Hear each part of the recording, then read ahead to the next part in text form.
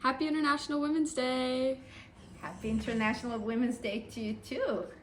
So, in celebration of today, I have a few questions for you about women and nuclear disarmament. Does that sound good? Yeah, absolutely. All right, so for the first question, I'd like to ask, can you tell us a little bit about the role that women are playing in nuclear disarmament? I have been really bowled over by amazing, powerful, incredible women who are truly making a difference in nuclear disarmament, who have been working in some cases for decades, in some cases for years, in some cases for months, to bring us closer to a world free of nuclear weapons, starting from people like Setsuko Thurlow, the survivors of nuclear weapons use in Japan, the Hibakusha, to strong women all over the world whose communities have been affected by nuclear testing programs, to activists like Beatrice Finn, to experts like Patricia Lewis and Togjan Casanova, and diplomats, people who are working day in and day out. My good friend Veronique Ristori at the International Committee of the Red Cross, just so many, Ambassador Maritza Chen, so many inspiring women that are leading this movement.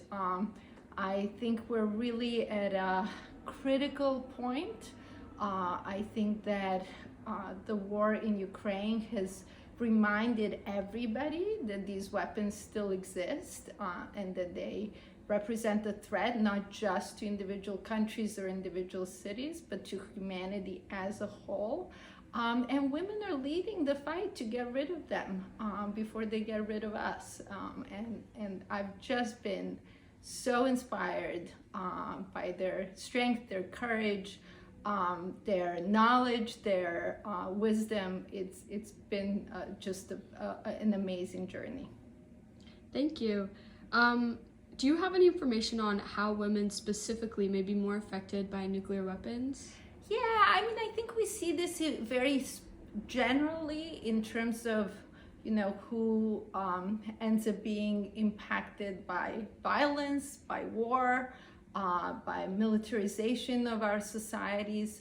But we also see it in the nuclear weapons space very specifically in the ways in which radiation disproportionately impacts women, in ways in which women's health ends up being impacted negatively.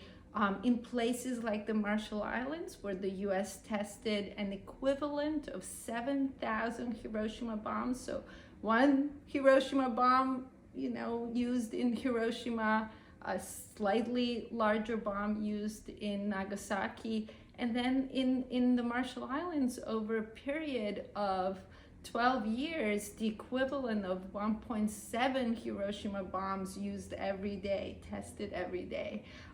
In places like that, we now know that women suffered greatly. Maternal health was impacted tremendously, with stories of miscarriages and data to miscarriages and birth defects abounding. And then there are also data from Japan, for instance, suggesting that that cancer rates were higher in survivors of the attacks on Japan in women than in men, and in some cases very much higher. Thank you so much. And do you have any final message for young women?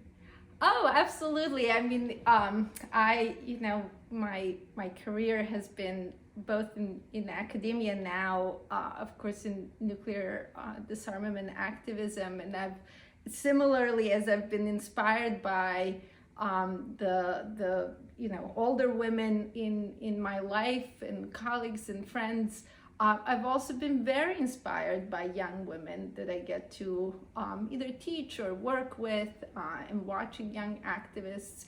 I think for me, looking back, I was a college student almost 30 years ago, 25 or so years ago. At that time, I was studying chemical engineering. I never could have imagined doing what I'm doing today. And I ended up where I am simply because I followed a passion, I followed an interest. And my message really would be to follow what I love all young women to be involved in nuclear disarmament, but find something you're passionate about. There are a lot of issues, a lot of ways to make our world a better place. And so pursue your passions, and you never know where the road might take you. Well, thank you so much. Have a wonderful International Women's Day. Thank you. You too.